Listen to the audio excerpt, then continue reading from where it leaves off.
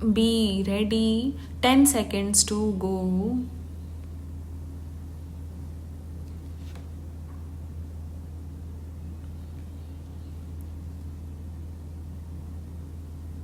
Start. Our life's mission has been fulfilled. We took the responsibility of running the administration of the country on our old shoulders as we desired to hand over the country to the younger generation as a running concern.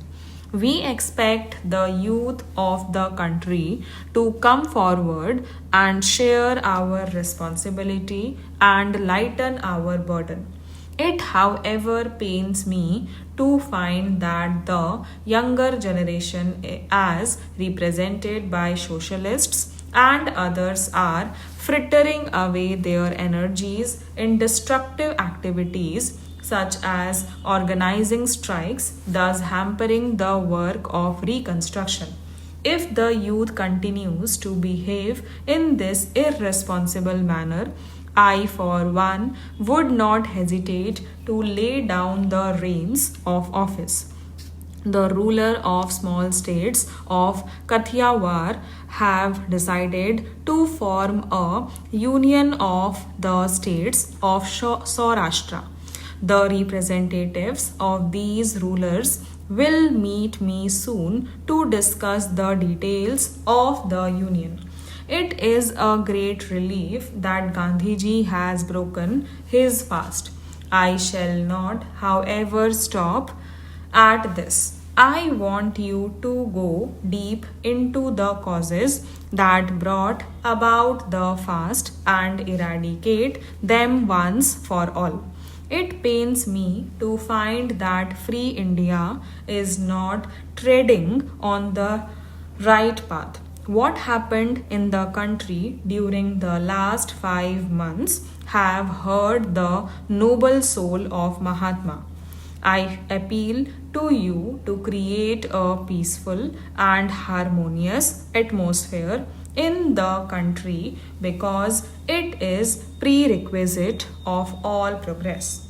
I strongly repudiate the charge that Congress ministers are following the same high handed and antiquated methods used by the old British bureaucracy and that congressmen have become capitalists.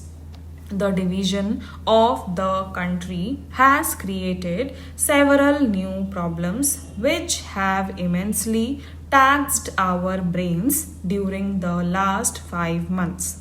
We need a powerful army for defense. We cannot rely on foreign countries for imports. Everything we have to manufacture in our own country.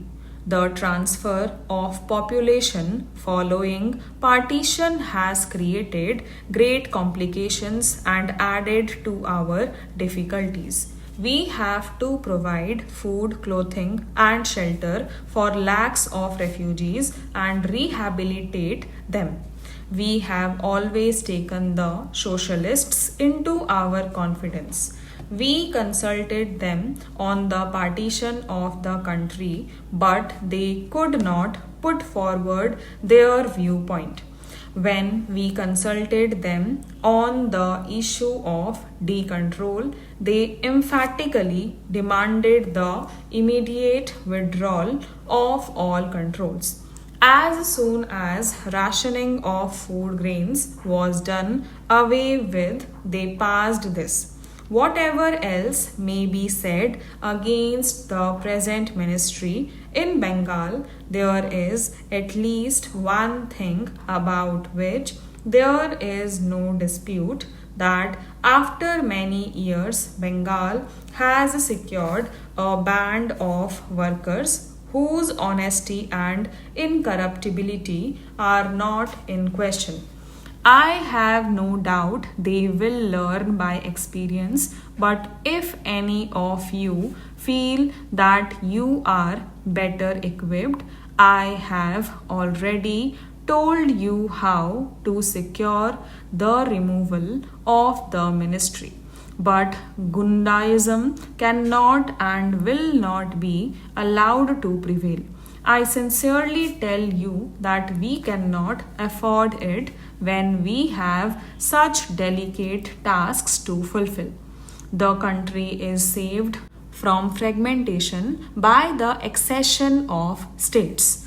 Otherwise, a Rajasthan would have been something worse than Pakistan.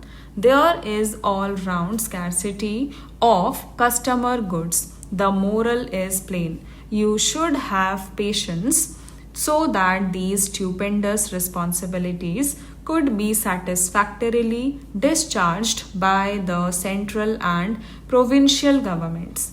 You have been slaves for 200 years. Now that your own men are in office, why can't you have patience for a few years? Instead, we have the sickening spectacle of a so-called token one-day strike by labor in Bombay after their representatives had subscribed to 3 years of non-strike truce.